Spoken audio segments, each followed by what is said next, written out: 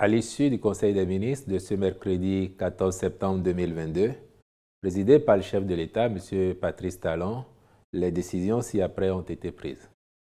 Au titre des mesures normatives, réglementation de l'embauche et de la gestion de la main-d'œuvre docker dans les ports et les plateformes logistiques portuaires en République du Bénin.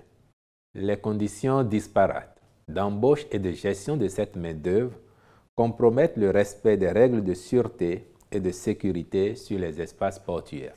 Pour y remédier, et conformément aux objectifs poursuivis par le gouvernement dans le domaine portuaire, les entreprises de manutention agréées ont, sur la base de leur cahier des charges, manifesté l'intérêt de procéder à la mise en place d'un bureau d'embauche unique pour les besoins de la cause. Elles sont confortées en cela par des missions d'experts qui recommandent fortement la formalisation d'une centrale unique d'embauche des dockers et tâcherons au port de Cotonou en lien avec la modernisation amorcée des infrastructures portuaires. Une telle démarche participe, par ailleurs, de la possibilité de disposer d'une main-d'œuvre qualifiée et vise à favoriser l'amélioration des conditions de vie des dockers. C'est pour ces raisons que le Conseil a adopté le présent décret dont l'application diligente permettra d'opérationnaliser une réglementation spécifique à ce personnel. Le ministre des Infrastructures et des Transports y veillera particulièrement. Conditions de déroulement de la campagne de commercialisation 2022-2023 des amendes de karité. La dite campagne s'ouvre à Bembereke le 15 septembre 2022 pour s'achever le 31 mai 2023. Le prix plancher d'achat aux producteurs est fixé à 110 francs CFA le kilogramme pour tenir compte des propositions des acteurs de la filière et de la dynamique observée, aussi bien au plan régional qu'international.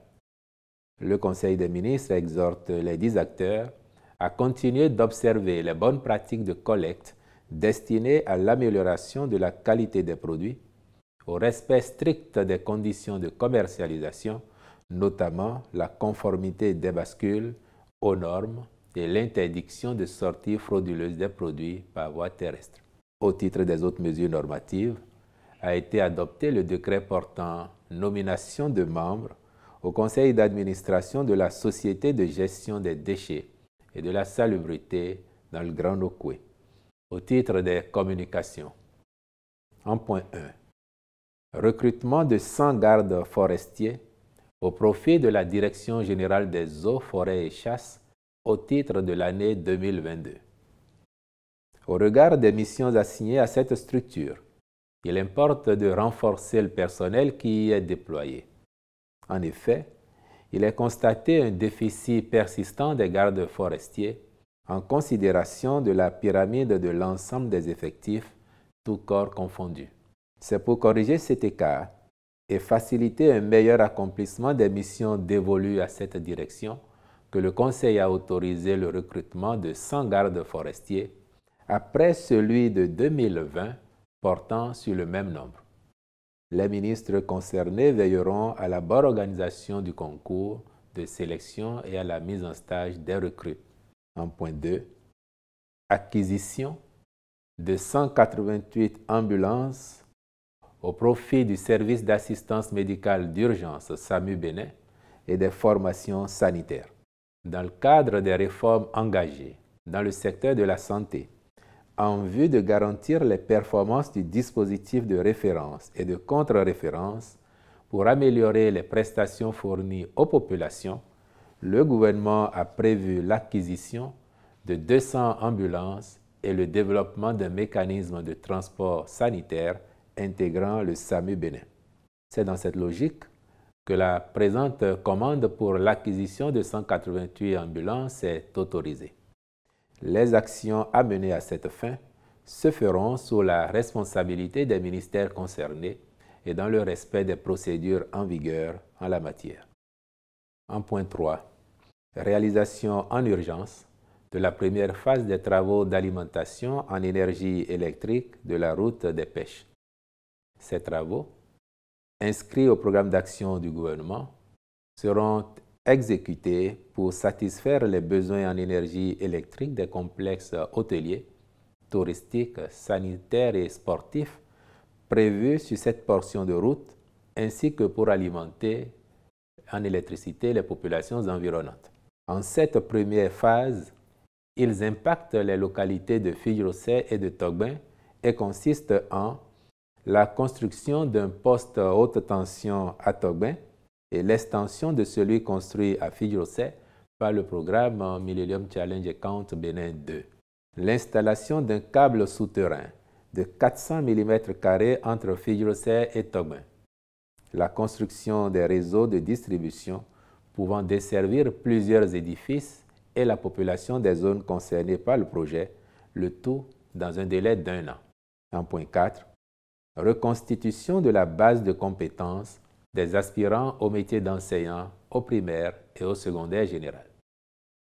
Lors de sa séance du 3 août 2022, le Conseil des ministres avait autorisé le déploiement de 4 407 nouveaux aspirants au métier d'enseignant au profit des écoles primaires publiques, à l'effet de réaliser l'objectif d'un enseignant par classe à la rentrée scolaire 2022-2023.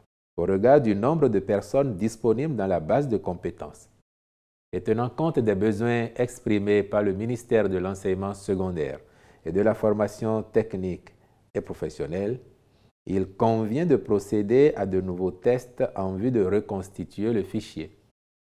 Le Conseil y a marqué son accord et les ministres concernés accompliront les diligences nécessaires pour y parvenir dans les plus brefs délais. En point 5, acquisition d'équipements agricoles. Dans le cadre de la mise en œuvre du plan triennal 2022-2024 de la Société nationale de mécanisation agricole SONAMA. Cette société est chargée de conduire, pour le compte du gouvernement, le programme national de mécanisation agricole et la petite irrigation.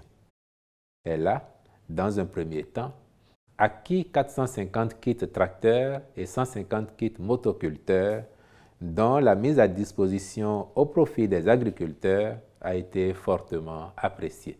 Aussi a-t-elle élaboré son plan triennal 2022-2024 visant à couvrir 70% des besoins nationaux en force motrice, soit 5 500 kits d'équipements agricoles, dont 2 300 pour la période 2022-2023. À cet effet, le Conseil a autorisé la contractualisation avec diverses sociétés en vue de la fourniture des dits kits à livrer dans les délais prescrits, conformément aux normes et qualités indiquées. Au titre des rencontres et manifestations internationales, le Conseil a autorisé la participation du Bénin à la 21e conférence des plénipotentiaires de l'Union internationale des télécommunications à Bucarest en Roumanie du 26 septembre au 14 octobre 2022. Enfin, au titre des mesures individuelles, les nominations suivantes ont été prononcées. Au ministère du Cadre de vie et du Développement durable, directeur général de la Société de gestion des déchets et de la salubrité du Grand Nokoué, M. Eke Gilles Amoussou.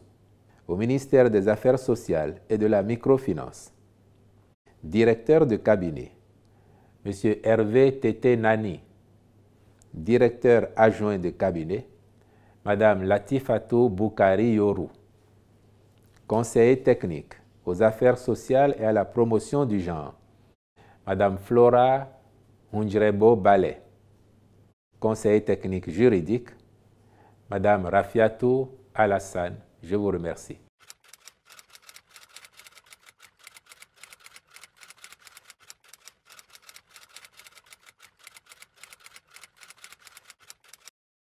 Il y a eu une action qui s'apparente à celle de délinquants armés qui, à l'aide d'une moto, ont essayé de s'en prendre à un poste de douane où vous savez qu'il n'y a pas de protection particulière comme s'il s'agissait d'un poste de commissariat ou d'une unité de l'armée. Les douanes sont préposées à la collecte des ressources, des taxes au cordon douanier pour favoriser une meilleure mobilisation des ressources financières pour la mise en œuvre du programme d'action du gouvernement pour les actions de développement en un mot, et chacun sait que les acteurs de la douane sont de plus en plus performants. Cela est-il en lien avec la situation que vous évoquez? Rien n'est moins sûr, et dans tous les cas, à l'heure où nous parlons, considérez que oui, il y a eu un incident, mais aucune précision, aucune certitude sur la nature qui permettrait de la qualifier de terroriste. Et puis, vous voulez savoir ce que ferait le gouvernement. Même si l'événement n'est pas en lien avec le phénomène terroriste ou djihadiste, vous le savez déjà que depuis quelques années maintenant, le gouvernement du Bénin est à l'offensive sur les questions de sécurité et de protection de notre territoire. Aussi bien la sécurité interne, qui a consisté à renforcer la police républicaine, issue de la fusion de la police nationale et de la gendarmerie nationale, à les équiper de plus en plus et à recruter aussi du personnel pour renforcer les effectifs. Cette proactivité du gouvernement montre combien il est conscient de la question sécuritaire et fait ses preuves sur le terrain puisque, d'évidence aujourd'hui, qu'il s'agisse de nos appréciations domestiques ou de celles d'observateurs étrangers, le Bénin est aujourd'hui remarqué pour la garantie de la sécurité des citoyens, des personnes et des biens de façon générale. Et puis de façon toute particulière, sur le front de la lutte contre le phénomène djihadiste, là également, vous savez que depuis au moins 2019, notre gouvernement a pris des mesures d'anticipation, de prévention, pour faire en sorte que ce phénomène ne s'étende pas jusqu'à nous. Mais on est réaliste pour observer que, à l'instar du Bénin, d'autres pays côtiers font l'objet de tentatives d'incursion de la part des acteurs de ce phénomène. Et que même dans ce cas, le gouvernement du Bénin a su apporter une réponse efficace au phénomène en s'occupant de déployer du personnel le long de nos frontières nord, d'est en ouest, en mobilisant davantage d'équipements et en faisant en sorte que chaque fois qu'il y a eu des tentatives, elles ont été repoussées.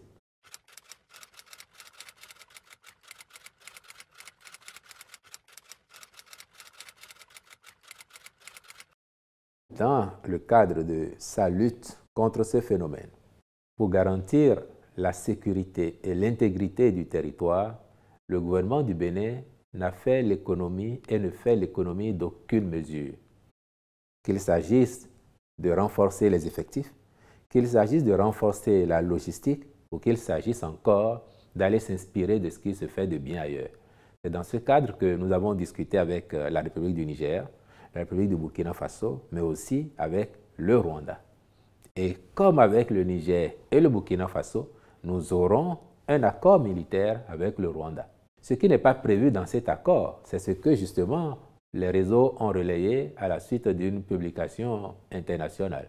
Il n'est pas prévu de déploiement au sol de militaires rwandais dans le nord de notre pays, comme cela a pu être propagé. Non.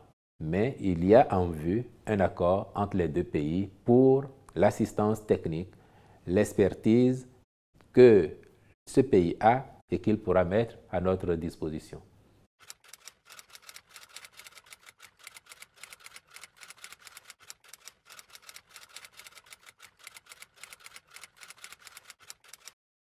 Nous avions annoncé le 3 août 2022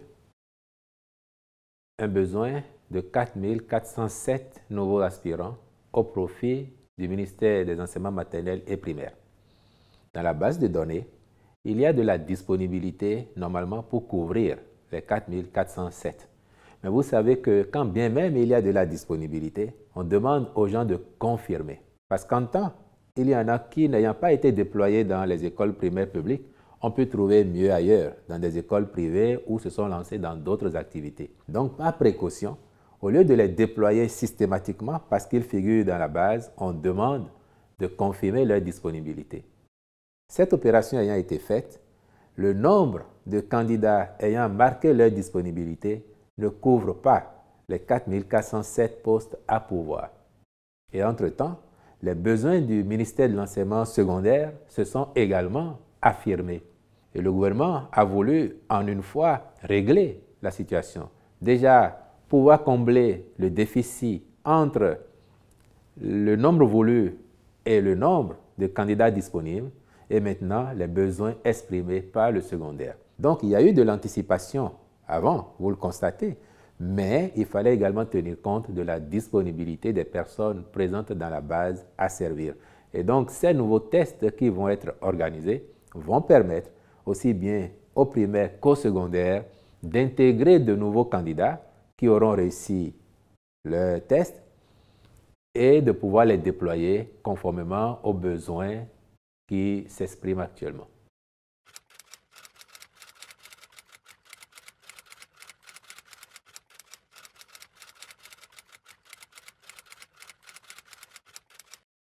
Je peux vous rassurer que le nombre de personnes qui composent cette autorité ne saurait être un obstacle à l'accomplissement de ces missions.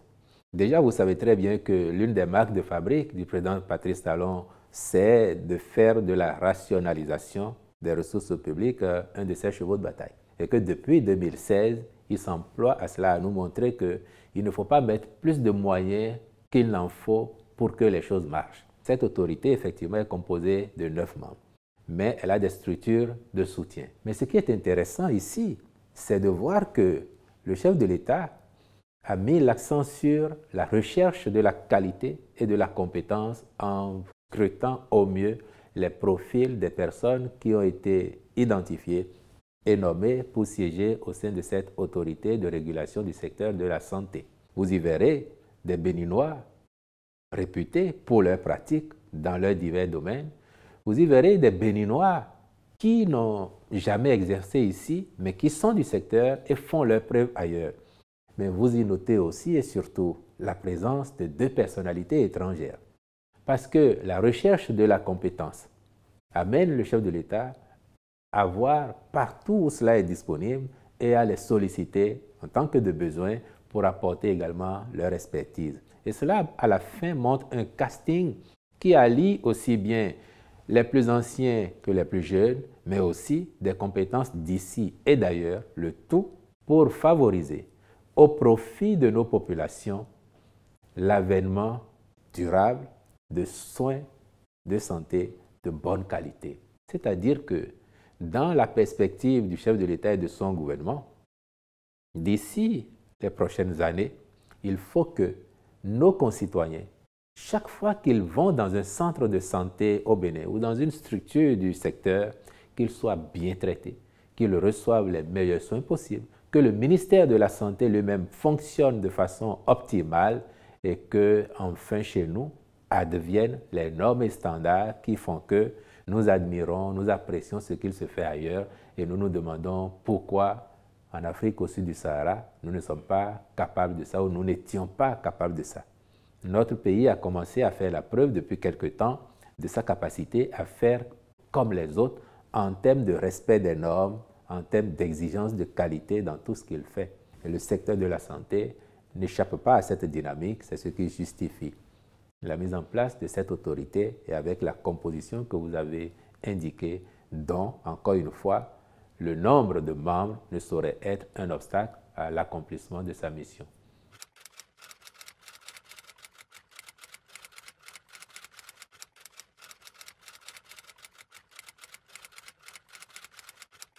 Vous devez savoir, ou tout au moins vous souvenir de ce que, dans le PAG 2021-2026, nous avions prévu en quantum l'acquisition de 200 ambulances pour le quinquennat.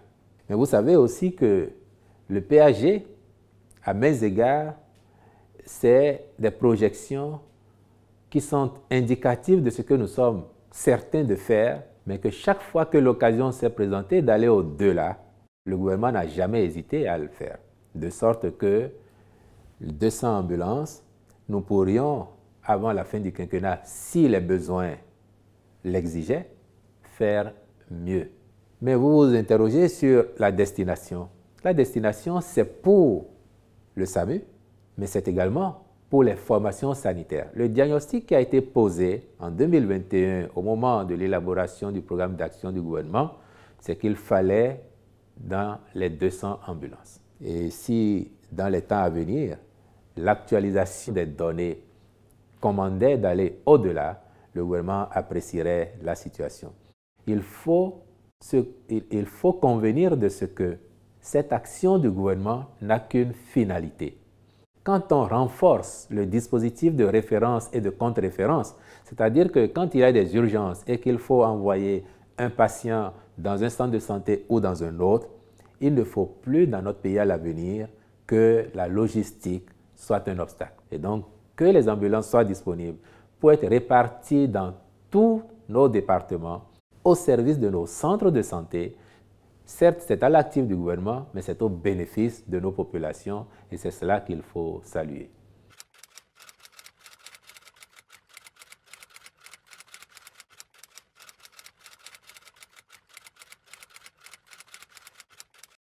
Il y a de part et d'autre de ces centres de santé de la disponibilité technique parfois, mais aussi les spécialités, donc les médecins spécialistes, dont l'utilisation n'est pas toujours optimale parce qu'il y a un frein en pratique à ce que d'un côté ou de l'autre, l'accessibilité soit toujours garantie aux patients.